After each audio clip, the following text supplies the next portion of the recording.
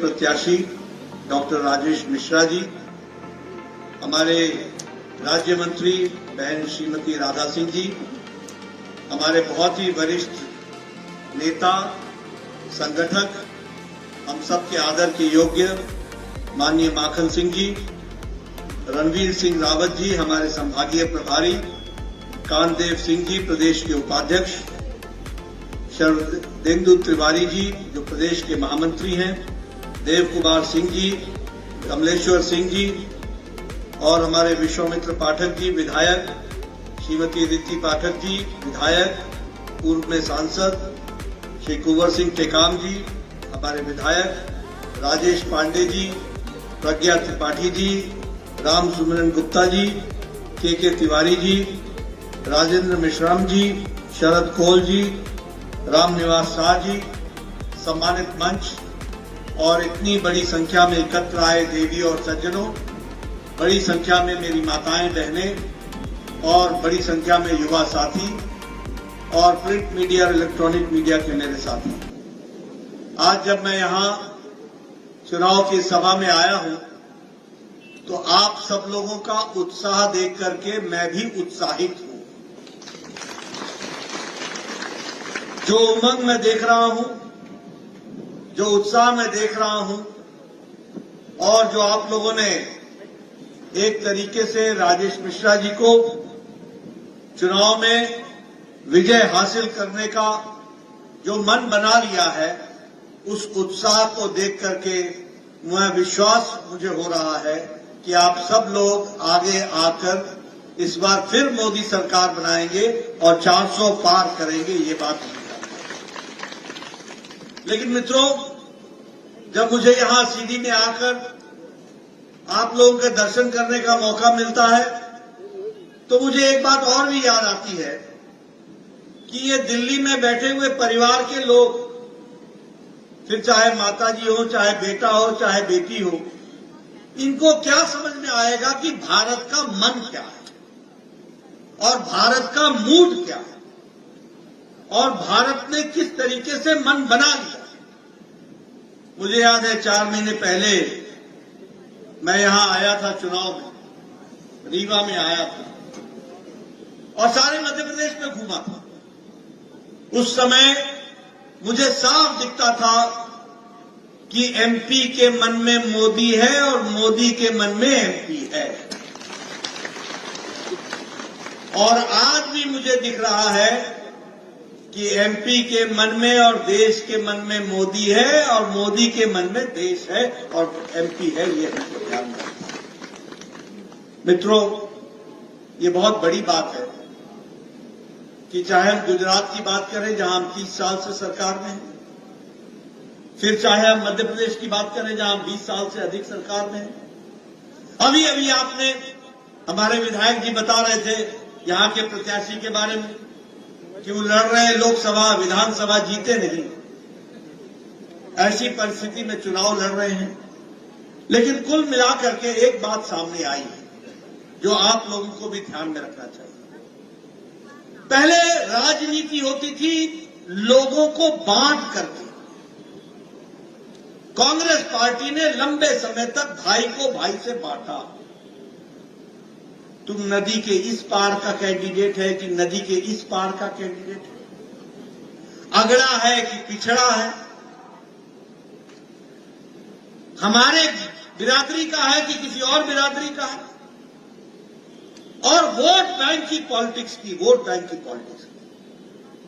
और उसके बाद सबका वोट लिया, सबका वोट, और वोट लेने के बाद सरकार किसी जाति की बन गई, किसी वर्ग की बन गई, किसी समुदाय की बन गई, वह सबकी सरकार नहीं थी। लेकिन मोदी जी ने पिछले 10 सालों में भारत की राजनीति की परिभाषा बदल डाली। अब न जात पर न पात पर, अब जब परिभाषा बदली तो क्या बदली? क्या वोट बैंक की पॉलिटिक्स नहीं चलेगी? अब लोगों को गुमराह करके पॉलिटिक्स नहीं चलेगी। अब जातियों में और वर्ग में बांट करके राजनीति नहीं होगी। अब राजनीति होगी तो वो विकास की राजनीति होगी और रिपोर्ट कार्ड की राजनीति। अपना काम बताओ, क्या काम किया है, और उस काम के आधार पर तुम्हारे बारे में तय होगा। इस तरीके का हमको देखने को मिला है। मैं यहां आपके साथ जब चर्चा कर रहा हूं तो मुझे खुशी है। मैं भारत सरकार में मंत्री भी रहा हूं। मैंने पहले का दौर भी देखा है और आज का दौर भी देख रहा हूं। आपको जानकर खुशी होगी, आज दुनिया में अमेरिका जैसा देश भी आज कोरोना की मार के बाद और यूक्रेन के युद्ध के बाद उनकी भी आर्थिक स्थिति लड़खड़ाती दिखती है। आज सारे यूरोप की आर्थिक स्थिति लड़खड़ा रही है। आज जापान की आर्थिक स्थिति भी लड़खड़ा रही है।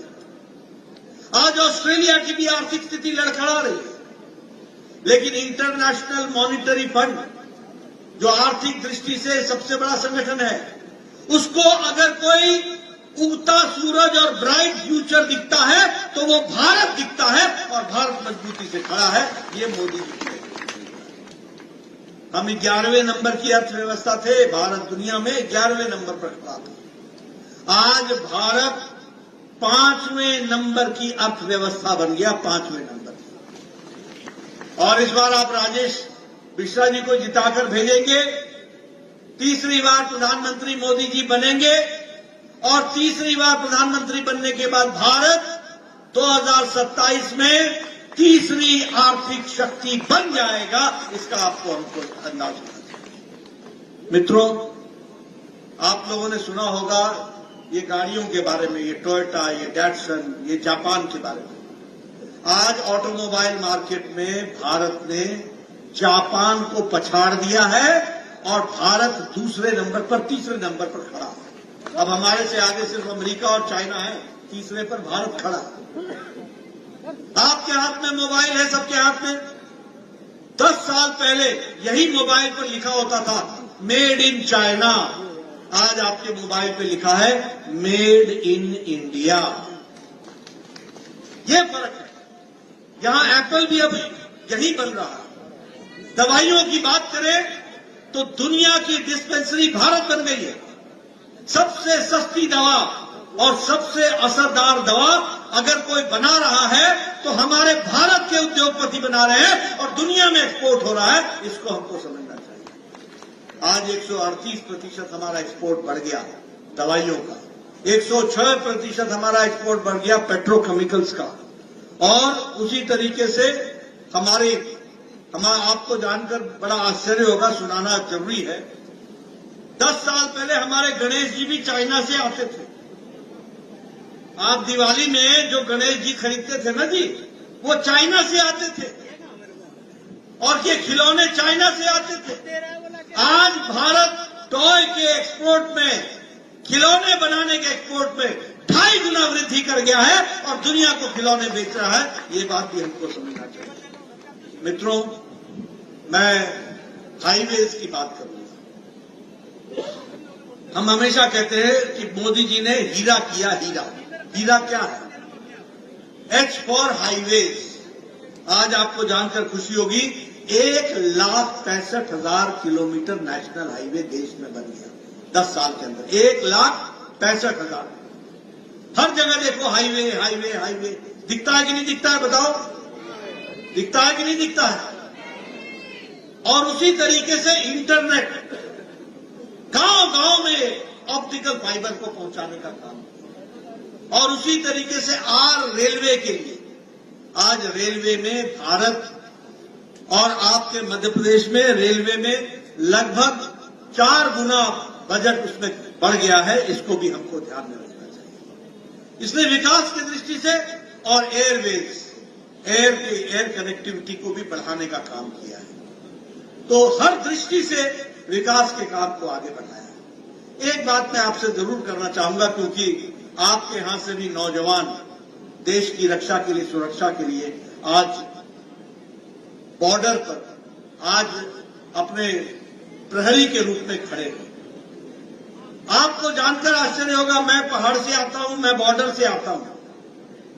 10 साल पहले पाकिस्तान जब हमारे ऊपर गोली चलाता था तो आपको जानकर आश्चर्य होगा,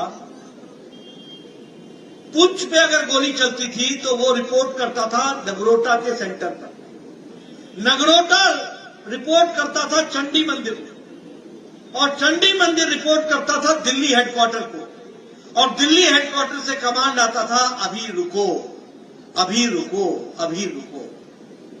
जब से मोदी जी प्रधानमंत्री बने हैं, आपके यहां का गया हुआ जवान जो प्रहरी है, उसको मोदी जी का आदेश है, जहां से गोली चले वही खून डालो और उसका जवाब दे दो। ये परिस्थिति आ गई।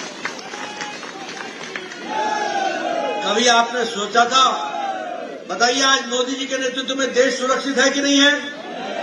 हमारे बॉर्डर सुरक्षित है कि नहीं है? हमारे मोर्चे सुरक्षित है कि नहीं है? आपको जानकर आज कभी सोचा था कि अगर उरी में पाकिस्तान ने कोई घटना घटा दी हो तो 10 दिन के अंदर हमारे जवान जाकर के यहां झांसी से, यहां आगरा से, यहां ग्वालियर से, यहां से जाकर के और घर में घुस करके सर्जिकल स्ट्राइक किया और वहां पर उनका मुंहतोड़ जवाब दिया। इस तरीके की परिस्थिति। अगर पुलवामा की घटना घटी तो देश के प्रधानमंत्री ने खुले मन से दुनिया को कहा, पाकिस्तान तुमने बहुत बड़ी गलती कर दी है और इसका खमियाजा तुमको भुगतना पड़ेगा। कभी सुना था किसी प्रधानमंत्री को ऐसे बोलते हुए? कभी सुना था? बोलो भैया, सुना था? 10 दिन के अंदर एयर स्ट्राइक करके पाकिस्तान के अंदर जितने भी हमारे खिलाफ चल रहे कैंप थे उनको ध्वस्त कर दिया। इस तरीके की परिस्थिति खड़ी हुई। इसलिए मित्रों, सुरक्षा की दृष्टि से देखा जाए, हर दृष्टि से देखा जाए, आज देश आगे बढ़ रहा है और इसलिए ये नारा सही है कि अब की बार 400 पार। 400 पार करेंगे ना? एनडीए पार करेगा ना? हमारी माताएं यहां बैठी। मोदी जी ने पिछले 10 साल में गांव, गरीब, वंचित, पीड़ित, शोषित, दलित, युवा, महिला, किसान, सबकी चिंता की है कि नहीं की है? सबको आगे बढ़ाया कि नहीं बढ़ाया? मैं आपको किस्सा सुनाऊं। मैं 1993 में विधायक हो गया था, 1993 में। उस समय साल भर में एक पंचायत को 2 से 2.5 लाख रुपए विकास के लिए मिलता था। कितना मिलता था? 2.5 लाख, 2 लाख। आज एक एक पंचायत को 2.5 करोड़ मिल रहा है विकास की दृष्टि से।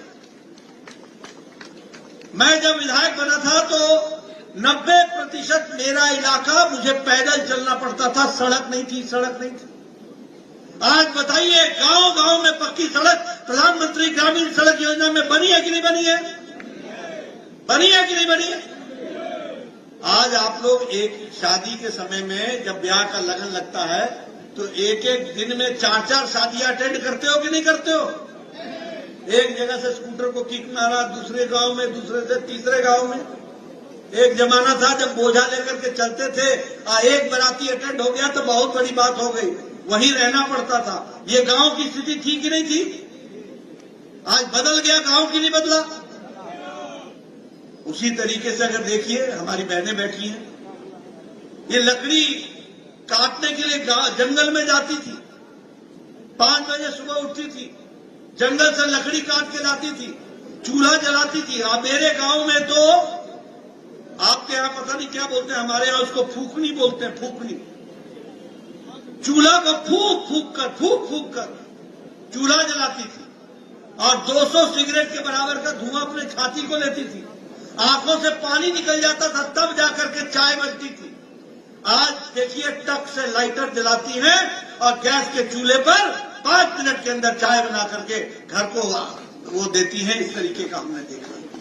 ये महिला सशक्तिकरण हुआ कि नहीं हुआ? जल जीवन मिशन में आज मुझे खुशी है, आपके यहां सारे देश में 11 करोड़ 30 लाख कनेक्शन दिए गए और 55 लाख कनेक्शन मध्य प्रदेश में दिए गए और 1,60,000 कनेक्शन आपके सीडी में दिए गए। ये भी हम आपको बताना चाहते हैं। आप जल जीवन मिशन ले लो, उज्ज्वला योजना ले लो, प्रधानमंत्री आवास योजना की भी बात मैं करना चाहता हूं। देखो, बदलते भारत को समझो आप। मैं जब विधायक था तो मेरे यहां बीडीओ, मैंने पहले भी सुनाया, मेरा बीडीओ, यहां भी बीडीओ बोलते होंगे, ब्लॉक डेवलपमेंट ऑफिसर, वो मेरे को साल में बोलता था, नड्डा साहब खुशखबरी सुनो, एक पंचायत में 2 इंदिरा आवास योजना मिले हैं, 2 इंदिरा आवास, किसको दें? मैं बोलता था भैया तू ही रख ले, मैं कहां बांटूंगा ये दो मकान, कहां डालूंगा? हर गांव में 10-10, 20-20, 25-25 मकान बनाने की एप्लीकेशन लगी हुई है, मैं 2 मकान किसको दूंगा? आज प्रधानमंत्री आवास योजना में 4 करोड़ पक्के मकान बन गए, इस बात को भी याद रखें। और जब मैं 4 करोड़ की बात करता हूं तो उस मकान में 2 कमरे, साथ में रसोई, साथ में शौचालय, ये व्यवस्था के साथ वह पक्के मकान आपको दिए गए। और मैं अगर यहां की बात करूं तो मध्य प्रदेश में 47 लाख पक्के मकान बने हैं और सीडी में 2,30,000 मकान बने हैं। आप बताइए ये अंतर आया कि नहीं आया? और मोदी जी ने तय किया है कि कोई भी भारत का नागरिक कच्चे मकान में नहीं रहेगा, पक्का मकान दिया जाएगा। इस व्यवस्था को लेकर के उसी तरीके से आयुष्मान भारत, मित्रों, मैं सबको बार बार सुनाता हूं, मैं इसलिए सुनाता हूं कि देखो, जब तक तुमको अंधेरे का अंदाजा नहीं होगा, उजाले का महत्व समझ में नहीं आएगा। जब तक तुमको अमावस्या नहीं देखी होगी, तब तक तुमको पूर्णमासी समझ में नहीं आएगी। एक जमाना था, ये सब जितने बैठे हैं विधायक, ये सब चिट्ठियां लिखा करते थे, प्रधानमंत्री जी, मुख्यमंत्री जी, मेरे इलाके में एक गरीब व्यक्ति है, उसके हार्ट का ऑपरेशन होना है, उसको 1.5 लाख रुपए खर्च होगा, वो पति गरीब है, उसका जमीन बिक जाएगा, कृपया कुछ पैसे देने की अनुशंसा करिए। ऐसी एप्लीकेशन लिखा करते थे। लिखते थे कि नहीं लिखते थे? लिखते थे ना। और फिर कभी आप 1.5 लाख मांगते थे, आपको 75,000 मिलता था, फिर आप 75,000 लोगों से इकट्ठा करते थे, उधारी करते थे, तब किसी का इलाज होता था। प्रधानमंत्री मोदी जी ने इस देश के 10 करोड़ 74 लाख परिवार, यानी 55 करोड़ लोग, यानी 40% की आबादी को, गरीब लोग, कौन है ये गरीब लोग? रिक्शा वाला, ठेला वाला, सब्जी वाला, बस का ड्राइवर, बस का कंडक्टर, ट्रक का ड्राइवर, ट्रक का क्लीनर, ऑटो ड्राइवर, लिफ्ट का चलाने वाला व्यक्ति, ये पोकलेन चलाने वाला व्यक्ति, ऐसे गरीब लोग जो बाल काटने वाला है, ऐसे गरीब लोग जिनका कोई इलाज की व्यवस्था नहीं थी, उसको आयुष्मान भारत में मोदी जी ने 55 करोड़ लोगों को हर साल 5 लाख रुपए उनकी गंभीर बीमारी से लड़ने का इलाज करेगा। इसलिए गांव, गरीब, वंचित किसानों की बात करो, हर महीने किसानों को 2,000 रुपए मिल रहा है कि नहीं मिल रहा है? और हमारी तरफ से भी तो है ना, मध्य प्रदेश 6,000, 2,000 मोदी जी का और 2,000 मध्य प्रदेश सरकार का, मोहन यादव जी का, मिल रहा है कि नहीं मिल रहा है? यानी 12,000 रुपए किसान को हर साल, हर चौथे महीने 2-2 हजार। और बीच में कोई बिचौलिया नहीं है, ऊपर मोदी जी हैं, नीचे मोहन यादव है, और यहां पर सीधे आपके खाते में वो पैसा ट्रांसफर हो रहा है। इस तरीके की व्यवस्था हुई है। इसलिए, और मैं बताऊंगा आपको कि 11 करोड़ 78 लाख किसान हैं और मध्य प्रदेश के 80 लाख किसान हैं जिनको ये मिला है, और इस तरीके से विकास हो रहा है। जब मैं ये बोलता हूं कि मोदी के मन में एमपी और एमपी के मन में मोदी है, तो सिर्फ भाषण नहीं दे रहा। आपको जानकर खुशी होगी, राजेंद्र जी बैठे हैं, शुक्ला जी को मालूम है कि आज मध्य प्रदेश का बजट मोदी जी ने टैक्स के डिवोल्यूशन का 4 गुना बढ़ा दिया है, 4 गुना ज्यादा मध्य प्रदेश को मिल रहा है। और उसी तरीके से ग्रांट इन एड, जो आपको ग्रांट मिलती है मदद के रूप में, वह भी 4 गुना बढ़ा दिया गया है। मैंने कहा रेल का इंफ्रास्ट्रक्चर, मैं क्षमा करिएगा मैंने 9 गुना बताया था, रेल का इंफ्रास्ट्रक्चर मध्य प्रदेश में 24 गुना बढ़ गया है, 24 गुना बढ़ गया है। और उसी तरीके से वंदे भारत ट्रेन हो, चाहे अमृत भारत के तहत स्टेशन का निर्माण हो, हर दृष्टि से काम को आगे बढ़ाने का काम हुआ है। और आप ये भी जानते हैं कि लाडली बहना योजना, लाडली लक्ष्मी योजना, ये चल रही है कि नहीं चल रही है? लखपति बेटियां आ रही हैं कि नहीं, और वो पढ़ रही हैं कि नहीं, उनका काम विकास की दृष्टि से आगे बढ़ रहा है कि नहीं, परिवार को ताकत मिली कि नहीं, ये सारी बातें इस योजना के तहत हम लोगों को मिली। यहां पर भी विकास के बहुत से काम हुए हैं, और जो बचे हुए काम है वो हमारे विधायकगण और हमारे राजेश मिश्रा जी मिलकर के आपके करेंगे, ऐसा मुझे पूरा विश्वास है, और वो सारे काम होंगे। अभी अभी राजेंद्र शुक्ला जी ने बताया कि कोड ऑफ कंडक्ट लगने के पहले 1000 करोड़ रुपए का सिंचाई की योजना आपके इलाके के लिए पारित कर दी। 1000 करोड़, आप समझिए 1000 करोड़ में कितना विकास होगा और कैसे किसानों के खेतों में हरियाली पहुंचेगी, इसकी भी हमको चिंता करनी चाहिए। एक तरफ मैंने आपको ये कहानी बताई, जिस कहानी में विकास में मोदी जी का योगदान, हमारे मोहन जी का योगदान, राजेंद्र शुक्ला जी का योगदान, हमारे विधायक महोदय का योगदान, ये सारी बातें आपके सामने मैंने रखी। लेकिन आपने देखा होगा कि ये दिल्ली में बैठे हुए कुछ हमारे विपक्षी नेता, ये जो घमंडिया गठबंधन है, ये जो इंडी अलायंस है, ये बौखला गए हैं। इनको हार सामने निश्चित दिख रही है, ये हारी हुई लड़ाई लड़ रहे हैं, और बौखलाहट में मोदी जी को पता नहीं क्या क्या क्या क्या किस किस्म की गालियां बक रहे, किस तरीके के शब्द का प्रयोग कर रहे हैं।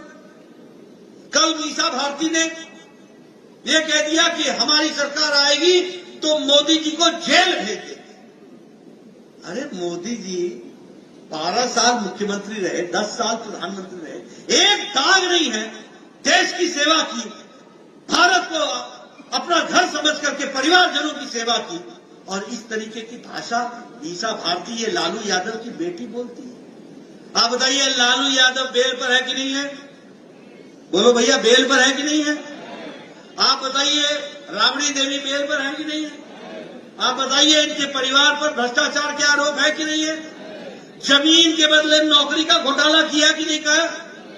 मवेशी का चारा खा गए कि नहीं खा गए? ऐसे लोग इस तरीके की भाषा बोले ऐसी भाषा मंजूर है क्या? सारा देश मोदी जी के साथ खड़ा है ना? सारा देश मोदी जी के साथ खड़ा है। ये जो इंडी अलायंस है, ये जो गठबंधन है, ये दो बातों का गठबंधन है। एक, मोदी जी कहते हैं भ्रष्टाचार हटाओ, और ये सब कहते हैं भ्रष्टाचारियों को बचाओ। ये सारे भ्रष्टाचारी इकट्ठे हो गए। अंग्रेजी में कहावत है, birds of a feather flock together. एक तरीके के पंख वाले चिड़िया एक जगह इकट्ठी होती है। ये सारे भ्रष्टाचारी एक जगह इकट्ठे हो गए। और दूसरा, अपने परिवार को बचाने वाली पार्टियां इकट्ठी। मैं आपके सामने बताना चाहता हूं, बताओ कांग्रेस के जमाने में कोयला घोटाला हुआ था कि नहीं हुआ था? आप बताइए, कांग्रेस के जमाने में पनडुब्बी घोटाला हुआ था कि नहीं हुआ था? आप बताइए, कांग्रेस के जमाने में हेलीकॉप्टर वेस्टलैंड का घोटाला हुआ था कि नहीं हुआ था? आप बताइए, कांग्रेस के जमाने में चीनी घोटाला हुआ था कि नहीं हुआ था? चावल घोटाला हुआ था कि नहीं हुआ था? कॉमनवेल्थ गेम्स का घोटाला हुआ था कि नहीं हुआ था? 2G 3G का घोटाला हुआ था कि नहीं हुआ था? कांग्रेस ने न अंतरिक्ष छोड़ा, न वायु छोड़ा, न धरती छोड़ी, न पाताल छोड़ा। तीनों लोक में भ्रष्टाचार किया, तीनों लोक में भ्रष्टाचार। अब आप बताइए, ये जो अखिलेश यादव है, समाजवादी पार्टी, आपके पड़ोस उत्तर प्रदेश का, इसने ये लैपटॉप का घोटाला किया कि नहीं किया? गोमती फ्रंट में घोटाला किया कि नहीं किया? अलकतरा घोटाला हुआ कि नहीं हुआ? लालू ने चारा घोटाला किया कि नहीं किया? आप बताइए, ममता के मंत्रियों ने टीचर की भर्ती में घोटाला किया कि नहीं किया? राजस्थान की गहलोत की सरकार थी तो भर्ती घोटाला हुआ था कि नहीं हुआ था? आप बताइए, ये हमारे केसीआर, केटीआर, इन्होंने शराब का घोटाला किया कि नहीं किया? आप बताइए, केजरीवाल ने शराब का घोटाला किया कि नहीं किया? दवाई का घोटाला किया कि नहीं किया? ये सब गठबंधन जितने भी हैं, ये सारे, ये जेएमएम ने लैंड का घोटाला किया, जमीन का घोटाला किया कि नहीं किया? आप बताइए, राहुल गांधी बेल पर है कि नहीं है? सोनिया गांधी बेल पर है कि नहीं है? आप बताइए पी चिदम्बरम बेल पर है कि नहीं है? आप बताइए उसका बेटा कार्तिक चिदम्बरम बेल पर है कि नहीं है? आप बताइए लालू बेल पर है कि नहीं है? आप बताइए संजय सिंह बेल पर है कि नहीं है? आप बताइए डीएमके के लीडर बेल पर है कि नहीं है? आप बताइए ममता के मंत्री बेल पर है कि नहीं है? और आप बताइए ये केजरीवाल जेल में है कि नहीं है? मनीष सिसोदिया जेल में है कि नहीं है? सत्येंद्र जैन जेल में है कि नहीं है? ये समाजवादी पार्टी का आजम खान जेल में है कि नहीं है? ये आधे लीडर या तो बेल पर हैं या जेल में हैं। बताइए ऐसों को सरकार देनी है क्या? ऐसों को आगे लाना है क्या? ये सब भ्रष्टाचारी है कि नहीं है? परिवार की पार्टियां है कि नहीं है? आप बताइए उमर अब्दुल्ला परिवार की पार्टी, चौटाला परिवार की पार्टी, बादल परिवार की पार्टी, अखिलेश यादव परिवार की पार्टी, लालू यादव परिवार की पार्टी, ममता परिवार की पार्टी, केशव चंद्रशेखर राव परिवार की पार्टी, ये उदयनिधि स्टालिन और करुणानिधि परिवार की पार्टी, शरद पवार सुप्रिया सुले परिवार की पार्टी, उद्धव ठाकरे आदित्य ठाकरे परिवार की पार्टी, ये सारे परिवार की पार्टियां परिवार बचाने में लगी। राहुल गांधी, सोनिया गांधी, प्रियंका गांधी परिवार की पार्टी। कोई रह गया कि ना परिवार की पार्टी? अगर कोई प्रजातंत्र तरीके से पार्टी चल रही है तो वो कमल के निशान वाली भारतीय जनता पार्टी चल रही है। इसलिए मित्रों, आपका ज्यादा समय न लूंगा, सिर्फ आपसे ये निवेदन करने आया हूं कि आप सब लोग इस महान जो भारत का मूड है, जो भारत का मन है, जो भारत के अपने उत्साह देख रहे हैं, फिर एक बार मोदी सरकार और अब की बार 400 पार, और उस 400 में राजेश मिश्रा को भी जोड़ना है और उनको आगे बढ़ाना है। इसके लिए काम बोलिए, बहने बताएं, राजेश मिश्रा को भेजेंगे ना? कमल का निशान पर बटन दबेगा ना? इधर से आवाज चाहिए, बोलिए राजेश मिश्रा को जिताएंगे ना? सीडी को मुख्य धारा में लाएंगे ना? अपना विकास कराएंगे ना? देश को आगे बढ़ाएंगे ना? मोदी जी के नेतृत्व में देश को आगे बढ़ाएंगे ना? बहुत बहुत धन्यवाद। जय भारत, जय माता। निश्चित ही आदरणीय आपका प्रेरणा से ओतप्रोत